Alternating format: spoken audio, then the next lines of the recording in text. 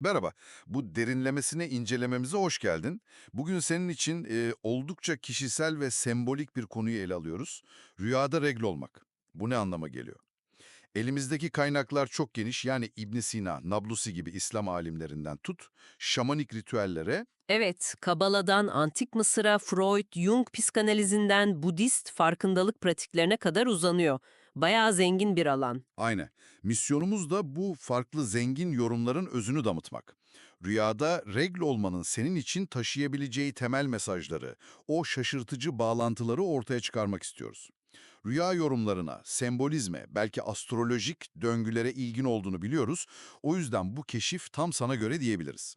Pekala, hadi bu konuyu katman katman açalım biraz. Gerçekten de evrensel yankıları olan bir sembolizm bu. Çok ilginç. Yani farklı kültürlerin, inanç sistemlerinin bu kadar temel biyolojik bir döngüyü alıp nasıl bu kadar derin anlamlarla donattığını görmek aslında insanlık deneyiminin ortak paydalarına dair de çok şey söylüyor, değil mi? Kesinlikle.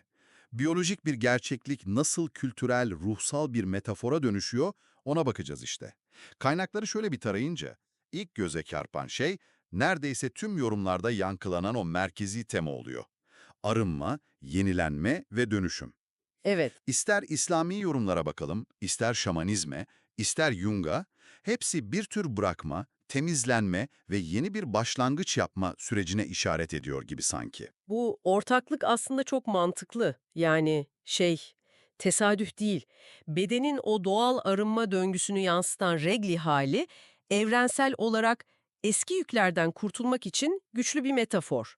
Bu yükler duygusal bagajlar olabilir, ruhsal tortular olabilir, hatta İslami yorumlardaki gibi günahlar olabilir. Ve tabii taze bir başlangıca hazırlanma fikri. Hı hı.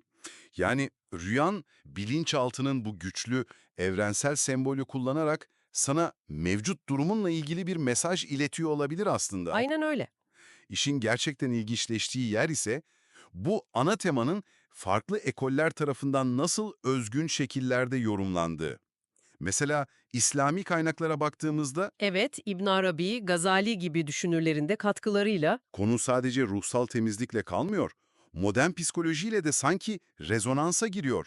Birikmiş stresten, baskılardan kurtulma arzusu, kendini kabullenme, içsel gücü keşfetme gibi temalar da var. evet, hatta rüyayı gören erkekse anlam değişebiliyor. Pişmanlık ya da işte saklanan sırların açığa çıkması gibi farklı yorumlar getirilebiliyor. Şamanik yorumlara geçtiğimizde ise vurgu bayağı değişiyor.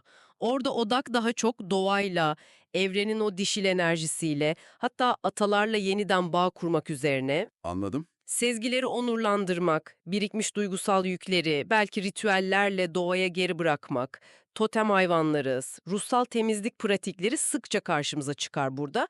Yani arınma doğayla bütünleşerek gerçekleşiyor. Psikanalitik cepheye bakınca yorumlar yine iç dünyaya dönüyor ama açılar farklı. Freud mesela. Freud, evet, o daha çok bastırılmış cinsel arzulara, içgüdüsel dürtülere, belki çocukluk dönemine ait bedensel işlevlerle ilgili çözülmemiş çatışmalara bağlayabilir bu tür rüyaları. Jung ise daha farklı bir kulvarda. Kesinlikle. Jung arketiplerin izini sürer. Hani o tüm insanlığın paylaştığı evrensel semboller. Ana tanrıça arketipi gibi. Bu rüya Jung'a göre kolektif bilinç dışından yükselen bir mesaj olabilir. Ortak psişik mirasımızdan yani. Hı hı. Belki de gölge benlikle yüzleşme zamanı geldiğini, yani kişiliğimizin o kabul etmek istemediğimiz karanlıkta kalan yönleriyle veya bireyleşme süreci dediğimiz o tam ve bütün benliğe doğru yolculuğun bir parçası olduğunu işaret ediyor. İlginç bir şekilde her iki psikanalitik yaklaşımda toplumun regl konusundaki tabularının bu sembolizme rüyalarda nasıl daha da güçlendirdiğine dikkat çekiyor, değil mi? Aynen öyle, o tabu faktörü önemli. Bu arınma ve döngüsellik teması diğer köklü geleneklerde de farklı tonlarda var. Mesela Musevilikte, kabalistik yorumlarda ruhsal temizlik döngüleri, kimlik arayışıyla bağlantılar kurulabiliyor. Kesinlikle. Antik Yunan ve Mısır mitolojilerine baktığımızda da bu temanın yaşam, ölüm, yeniden doğuş döngülerine nasıl işlendiğini görürüz. Persefone, Isis gibi tanrıçaların hikayeleri. Doğanın yenilenme gücünün bir yansıması adeta. Hristiyanlıkta ise daha çok affetme, günahlardan arınma ve ruhsal bir yenilenme vurgusu ön plana çıkabilir sanki. Doğru. Hinduizm'de konu kundalini enerjisiyle, yaşam enerjisinin akışıyla ilişkilendirilebilir. Rüya belki bedendeki enerji blokajlarına veya karmik arınma sürecine işaret ediyor olabilir. Budizm'de ise daha farklı bir perspektif sunuyor. Daha çok kabullenme ve farkındalık. Bu doğal döngüyü yargısızca gözlemlemek ve hayatın o sürekli değişen doğasının bir parçası olarak kabul etmek. Yani evet, farklı diller konuşuyor gibi görünseler de din, mitoloji, psikoloji hepsi temelde benzer bir şeye işaret ediyor. Bu rüya senin iç dünyanda aktif olan bir süreci yansıtıyor. Bütünleşmiş bir hale doğru ilerlemek. Hepsi mümkün. Peki, tüm bu zengin ve çeşitli yorumlar senin için ne anlama geliyor olabilir? Bu rüya büyük ihtimalle bilinçaltından gelen güçlü bir sinyal. Hı hı. Belki de durup bir iç gözlem yapma zamanı. Geçmişin yüklerini geride bırakma, hayatındaki değişimi kucaklama veya gerçekten yeni bir sayfa açmaya hazırlanma zamanının geldiğini fısıldıyor olabilir. Özetlersek evet, rüyada regl olmak sembolü, bu farklı sistemlerin kesişim noktasında güçlü bir şekilde arınma, yenilenme ve dönüşüm ihtiyacını veya zaten içinde bulunduğun bir süreci temsil ediyor.